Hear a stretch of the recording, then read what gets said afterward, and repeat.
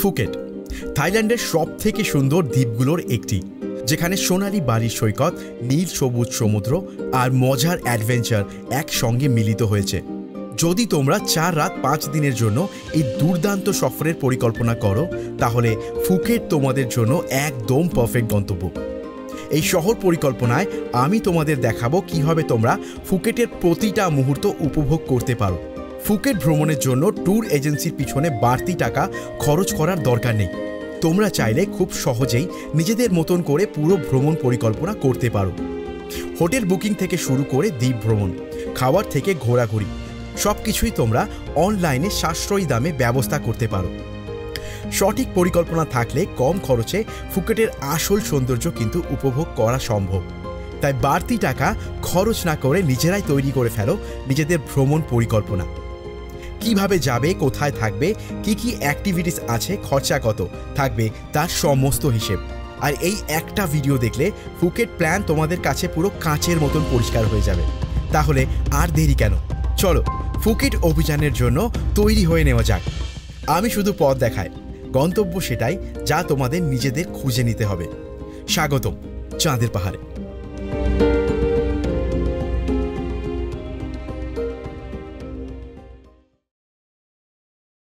ফুকেটে পৌঁছানোর জন্য তোমাদেরকে চলে আসতে হবে ব্যাংককের ডনমিয়ং এয়ারপোর্ট অথবা সুবর্ণভূমি এয়ারপোর্টে।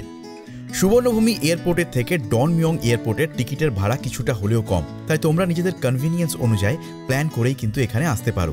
ব্যাংককের ফ্লাইট কী করে কমে পেতে হয় সেটা না জানা থাকলে আমার আগের video Thailand the cheapest hacks for Indians ভিডিওটা তোমরা দেখে নিতে পারো। এনিওয়েজ, ব্যাংককে পৌঁছেই আমাদেরকে কিন্তু ফুকেটের ফ্লাইটটা ধরে নিতে হবে। যেহেতু আমরা 4 রাত 5 দিনের জন্য ফুকেটে যাচ্ছি, তাই বাস ট্রিপে করে কি করে ফুকেটে যেতে হয় তা কিন্তু আমি এখানে দেখাচ্ছি না, কারণ বাসে করে গেলে 2 দিন কিন্তু আসা যাওয়াতেই চলে যাবে। যদিও বা সেই ক্ষেত্রে খরচা কিন্তু অনেকটাই কম পড়বে তোমাদের। ফ্লাইটে করে যেতে সময় লাগে 1.5 ঘন্টার মতন। বেস্ট ফ্লাইট ডিলস কিন্তু আমি ক্লিয়ার ট্রিপ থেকেই পেয়েছিলাম। আমার 8,000 টাকা রাউন্ড ট্রিপে পড়েছিল ফুকেটে যেতে।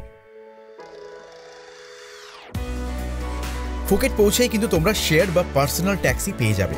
শেয়ার করে গেলে তোমাদের 500 টাকা ইন্ডিয়ান রুপিসে খরচা পড়বে, আর পার্সোনাল রেন্টেড কার করলে তোমাদের কিন্তু 2000 টাকা অ্যাপ্রক্সিমেটলি পড়বে। এবার হোটেলের কথায় আসি। ফুকেটের খরচ কিন্তু ব্যাংককের তুলনায় কিছুটা বেশি, তাই আসার আগে থেকেই কিন্তু আমাদেরকে হোটেল বুক করে আসতে হবে। আমার হোটেলের নাম হচ্ছে অ্যাশলে হাব, আর এই হোটেলটা কিন্তু পাটং বিচের একদম কাছে।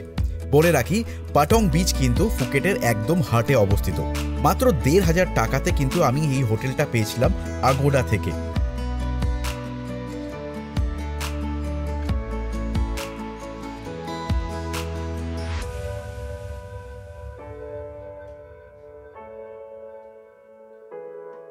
একটু ফ্রেশ হওয়ার পরই কিন্তু আমি বেরিয়ে পড়লাম বিকেলে কিছু খাওয়ার জন্যে। ফুকেটের স্ট্রিট ফুডও কিন্তু বেশ জনপ্রিয়। ফুকেটের লোকাল স্ট্রিট ফুডের দাম কিন্তু বেশ কম, 100 থেকে 150 টাকাতেই কিন্তু অনায়াসেই কিন্তু খেয়ে নেওয়া যায়। এবার একটা ইম্পর্টেন্ট কাজ, বাইক রেন্ট করে নেওয়া। ফুকেটের সব থেকে ভালো হলো তোমরা যদি বাইক রেন্ট করে নিতে পারো। মিনিমাম বাইক রেন্ট করতে তোমাদের কিন্তু খরচা পড়বে 1000 টাকার মতন, কিন্তু বাইক রেন্ট করলে তোমাদের ক্যাব চার্জেস কিন্তু অনেকটাই কম পড়বে।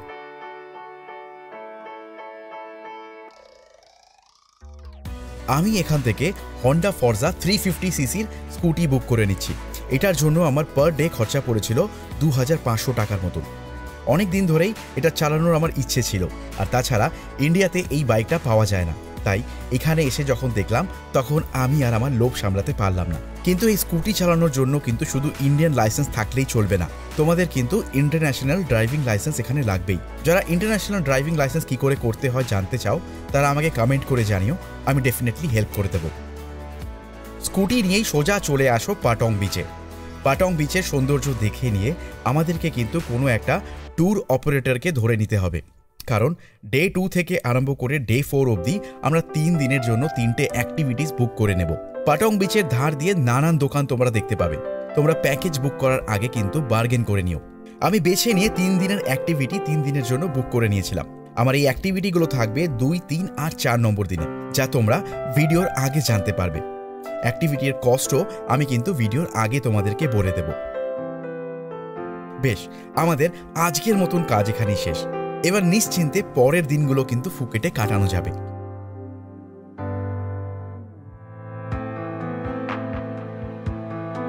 রাতে এখানে স্কুটি নিয়ে অথবা পায়ে হেঁটেও কিন্তু তোমরা ঘুরে নিতে পারো। এখানে অনেক লাইভ ব্যান্ড কিন্তু পারফর্ম করে ক্যাফেতে। আমি তেমনিই কিন্তু একটা ক্যাফেতে গিয়ে খাবার খেয়েছিলাম, আর খাবারের টেস্টও কিন্তু এখানে দারুণ ছিল। বাস এরপর ব্যাক টু হোটেল, আর তাড়াতাড়ি করে রেস্ট নেওয়ার পালা, কারণ ডে 2-তে আমাদের জন্য অনেক কটা অ্যাক্টিভিটি কিন্তু ওয়েট করছে। ডে 2টাকে আমি বেছে নিয়েছিলাম রাচা আইল্যান্ডে স্কুবা ডাইভিংয়ের জন্য। তোমাদের যাদের ওয়াটার ফোবিয়া নেই তারা কিন্তু ডেফিনেটলি ট্রাই করতে পারো। এই অ্যাক্টিভিটিটা বুক করার জন্য আমার কিন্তু খরচা পড়েছিল 4000 টাকার মতন। এই অ্যাক্টিভিটিতে pick and drop, lunch, breakfast, scuba সব ইনক্লুডেড। সকাল 8টা নাগাদ তোমাদের ড্রাইভার কল করে পিক করে নেবে হোটেল থেকে। গাড়ি তোমাদের ট্যুর অপারেটরের মিটিং পয়েন্টে ড্রপ করবে, যেখানে তোমরা ব্রেকফাস্ট করবে, আর কিছুটা ব্রিফিংয়ের পর তোমরা কিন্তু স্পিড বোটের জন্য রওনা হয়ে যাবে। এখান থেকে স্পিড বোটে করেই রাচা আইল্যান্ডে যেতে হয়।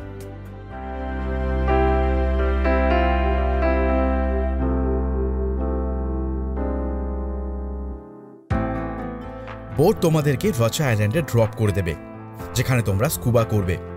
পাখির চোখেই তার আগে একবার দেখে নিতে পারো এই রাচা আইল্যান্ডকে।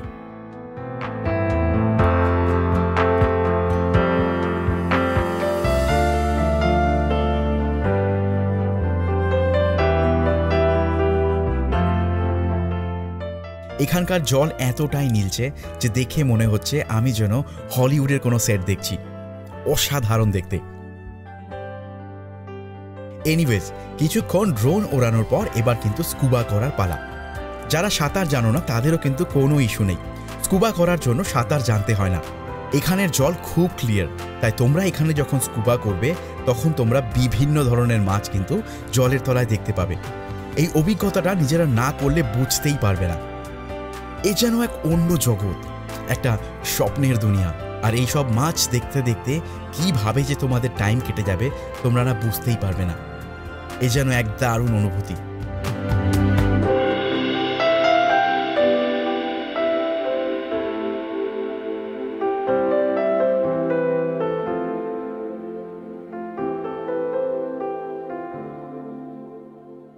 স্কুবা শেষ করেই কিন্তু তোমাদেরকে লাঞ্চ কমপ্লিট করে নিতে হবে।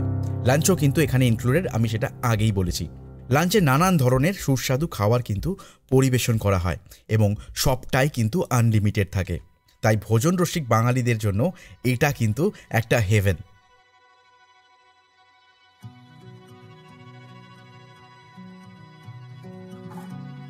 লাঞ্চ শেষ করার পর এবার কিন্তু বোটে ফিরতে হবে। বোট তোমাদের নিয়ে যাবে খুয়ং বিচে। খুয়ং বিচ এখান থেকে বেশি দূর নয়, সময় লাগবে 15 মিনিটের মতন।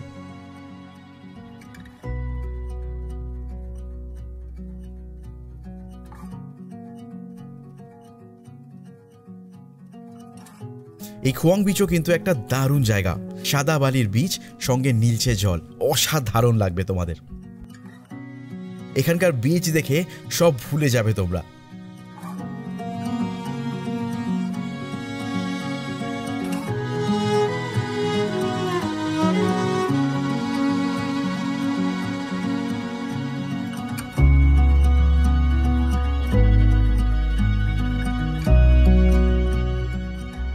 ঘন্টাখানেক খুয়ং বিচে সময় কাটানোর পর এবার কিন্তু বোট তোমাদের পিক আপ করে সেখানেই ড্রপ করবে, যেখান থেকে সকালবেলা পিক আপ করেছিল। দেন তোমাদের একটা গাড়ি কিন্তু হোটেলে ড্রপ করে দেবে।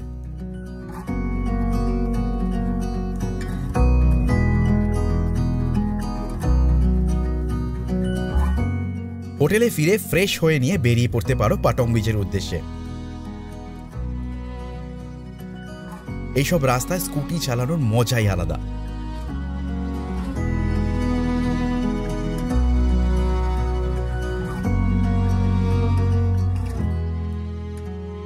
রাতে এখানে প্রচুর অ্যাক্টিভিটি করতে পারো তোমরা। আমি তেমনই একটা অ্যাক্টিভিটি করছি, দারুণ লাগছে আমার। আমি এখন আমার এম টেস্ট করছি। এটা হচ্ছে পাটংয়ের বাংলা রোড। এখানেও কিন্তু তোমরা ঘুরে দেখতে পারো। সবথেকে হ্যাপিনিং প্লেসই কিন্তু এই বাংলা রোড। যারা নাইট লাইফ পছন্দ করো তাদের জন্য পাটংয়ের এই বাংলা রোড কিন্তু একদম হেভেন। আর বাংলা রোড থেকেই রাতের খাবার সেরে ফেলে তোমাদের কিন্তু ডে 2 শেষ করতে হবে।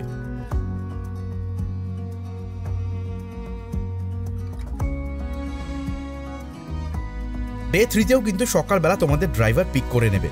আজকে আমি যে অ্যাক্টিভিটিটা বুক করেছিলাম সেটা হচ্ছে এলিফ্যান্ট সাফারি। হ্যাঁ, ফুকেটের এলিফ্যান্ট সাফারি কিন্তু দারুণ একটা জায়গা। ডেফিনেটলি তোমরা যখন ফুকেটে আসবে তখন ডেফিনেটলি এই অ্যাক্টিভিটিটা কিন্তু বুক করে নিও। অনেকেই কিন্তু এই অ্যাক্টিভিটিটা সম্পর্কে জানে না, কিন্তু আমি বলছি এই অ্যাক্টিভিটিটা কিন্তু তোমাদের বেস্ট লাগবে। এনিওয়েজ, সকাল সকাল গাড়ি তোমাদেরকে ড্রপ করে দেবে এলিফ্যান্ট সাফারির ওখানে। লোকেশনে পৌঁছেই ব্রেকফাস্ট কমপ্লিট করে এলিফ্যান্ট রাইড নেওয়ার জন্য তোমাদেরকে তৈরি হতে হবে।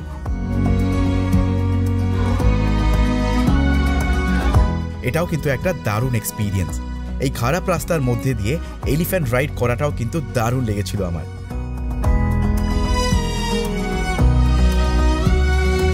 এলিফ্যান্ট রাইড শেষ করে নিয়েই তোমাদেরকে সঙ্গে সঙ্গে চলে যেতে হবে জিপ লাইন করার জন্য। যারা জিপ লাইনকে প্রেফার করো তারা কিন্তু এখান থেকে ফ্রি অফ কস্টে জিপ লাইনের মজা নিতে পারো। এটাও কিন্তু একটা দারুণ এক্সপিরিয়েন্স।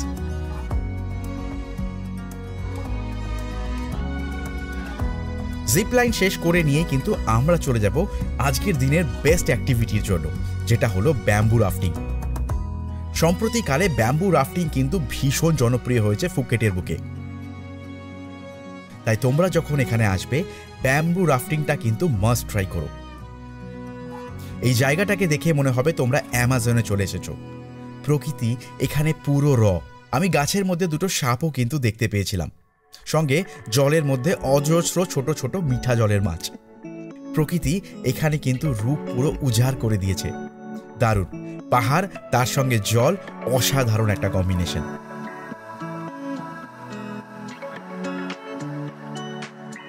আমি তো এই জায়গাটাকে 5 আউট অফ 5 রেট করব। মাস্ট ট্রাই করো, আমার বিশ্বাস তোমাদের দারুণ লাগবে।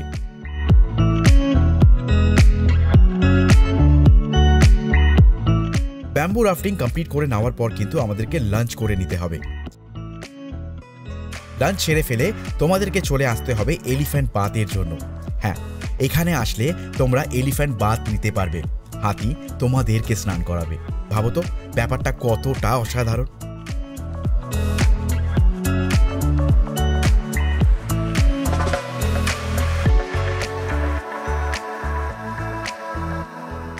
এলিফ্যান্ট বাথের মজা নেওয়ার পর তোমাদেরকে কিন্তু চলে আসতে হবে এটিভি রাইড করার জন্য।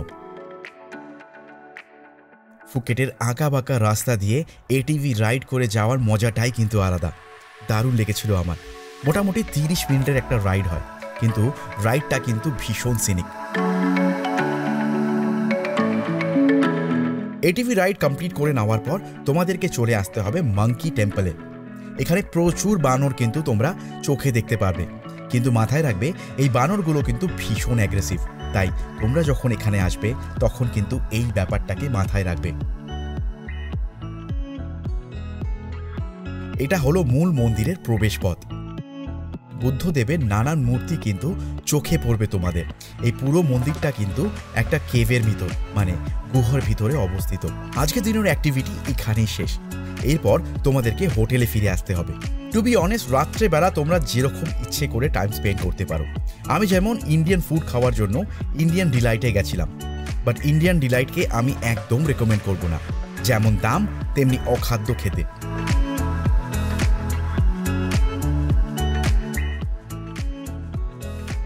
ডে 4 তোমরা যেতে পারো পাটংয়ের সব থেকে সিনিক জায়গায়, মানে মায়াবী আর ফিফি আইল্যান্ড ট্যুরে। আগের দুদিনের মতনই কিন্তু ড্রাইভার তোমাদেরকে সকালবেলায় পিক করে নেবে। আজকের এই অ্যাক্টিভিটিটা আমার বুক করতে পড়েছিল 5000 টাকার মতন। গাড়ি তোমাদেরকে ট্যুর অপারেটরের ড্রপ পয়েন্টে পৌঁছে দেবে। সেখানে ব্রেকফাস্ট করে নেওয়ার পর, কিছুটা ব্রিফিং নেওয়ার পর আমাদেরকে কিন্তু স্পিড বোট ধরে নিতে হবে। স্পিড বোটে করে 1.5 ঘন্টার মতন কিন্তু আমাদের যাত্রা করতে হবে। স্পিড বোট আমাদেরকে প্রথমে ড্রপ করবে মায়া বেতে। হ্যাঁ, এই সেই মায়া বে যেখানে বিভিন্ন হলিউড মুভিজ কিন্তু শ্যুট করা হয়। এই জায়গাটা একদম একটা ইংলিশ মুভির সেট। অসাধারণ দেখতে। আমি আমার জীবনে তো অন্তত এর থেকে কোনো সুন্দর জায়গা নিজে চোখে দেখিনি, এবং আমার বিশ্বাস তোমরা যখন এখানে আসবে তোমরা এখান থেকে যেতে চাইবে না। একটা ইম্পর্টেন্ট কথা বলে দিই তোমাদের, মায়া বেতে কিন্তু সুইম করা যায় না, এবং এই সুইম না করার কারণটাও কিন্তু বেশ ইন্টারেস্টিং। এখানে শার্কসরা ব্রিড করতে আসে, তাই মায়া বেতে সুইম করার কিন্তু নিষেধাজ্ঞা আছে। মায়া বে দেখা হয়ে যাওয়ার পর আমাদেরকে কিন্তু এই ছোট্ট লাগুনটাতে যেতে হবে, কিন্তু এই লাগুনে যাওয়ার জন্য আমাদেরকে একটা লং টেল বোট ভাড়া করে নিতে হবে। বলে রাখি, আজকের প্যাকেজের মধ্যে কিন্তু এই লং টেল বোটটা ইনক্লুডেড থাকে না, তাই তোমরা যদি লং টেল বোটে যেতে চাও তার জন্য তোমাদের খরচা পড়বে 800 টাকার মতন। অল্টারনেটলি তোমরা কিন্তু নিজেদের বোটেও অপেক্ষা করতে পারো, অথবা বোটের সামনেই তোমরা স্নর্কেলিংও করতে পারো। লাগুন ঘুরে আসার পর তোমরা কিন্তু এখানে স্নর্কেলিং করতে পারো। এখানে বিভিন্ন ধরনের সামুদ্রিক মাছ কিন্তু তোমরা এখান থেকে দেখতে পারো। স্নর্কেলিংয়ের কিট কিন্তু এনআরআই প্রোভাইড করে থাকেন, তাই তার জন্য কিন্তু কোনো এক্সট্রা কস্ট পড়ে না। কিছুক্ষণ স্নর্কেলিং করার পর আমরা কিন্তু ভাইকিংস কেভ দেখতে যাব। ভাইকিংস কেভের ইতিহাসটাও কিন্তু বেশ ইম্পর্টেন্ট। শোনা যায় এখানে নাকি ভাইকিংসরা অনেক দিন ধরে থাকতো। এনিওয়েজ, ভাইকিংস কেভ কিন্তু দেখতেও আমার দারুণ লাগলো। ভাইকিংস কেভ দেখে নেওয়ার পর এইবার কিন্তু চলে যেতে হবে মাঙ্কি আইল্যান্ডে। ভাইকিংস কেভ থেকে মাঙ্কি আইল্যান্ডের ডিস্টেন্স কিন্তু মোটামুটি 10 থেকে 15 মিনিটের মতন। মাঙ্কি আইল্যান্ডে তোমরা বিচের সঙ্গে সঙ্গে পেয়ে যাবে প্রচুর বানর, কিন্তু আমি আগেই বলেছি এখানের বানররা কিন্তু যথেষ্ট অ্যাগ্রেসিভ, তাই তোমরা যখন এখানে আসবে এই ব্যাপারটাকে কিন্তু তোমাদের মাথায় রাখতে হবে। মাঙ্কি আইল্যান্ডে কিছুটা সময় কাটানোর পর এইবার কিন্তু লাঞ্চ করতে যাওয়ার পালা। লাঞ্চ করতে যাওয়ার জন্য আমাদেরকে চলে যেতে হবে ফিফি ডন আইল্যান্ডে। এই ফিফি ডন আইল্যান্ডেও কিন্তু তোমরা প্রচুর হোটেল পেয়ে যাবে। যারা ফিফিতে এসে থাকতে চাও তাদের জন্য কিন্তু ফিফি ডন একটা পারফেক্ট জায়গা, যদিও বা এখানে থাকার কস্টিং কিন্তু অনেক অংশেই বেশি। যাই হোক, এখান থেকে এবার তোমাদেরকে লাঞ্চটা কমপ্লিট করে নিতে হবে। ঘন্টা খানেক ফিফি ডনে সময় কাটানোর পর এবার কিন্তু আমাদের চলে যেতে হবে দিনের লাস্ট অ্যাক্টিভিটিতে। দিনের লাস্ট অ্যাক্টিভিটি হলো খাইনাই আইল্যান্ড অথবা ক্যাট আইল্যান্ড। এই আইল্যান্ডের নাম ক্যাট আইল্যান্ড হওয়ার কারণ হলো এখানে প্রচুর পরিমাণে কিন্তু বিড়াল দেখতে পাবে তোমরা।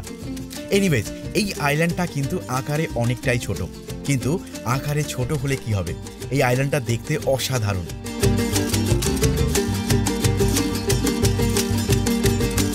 এই আইল্যান্ডে 30 মিনিট মতন সময় কাটানোর পর বোট কিন্তু তোমাদেরকে ফাইনালি এখান থেকে নিয়ে চলে যাবে আজকের ড্রপ পয়েন্টে।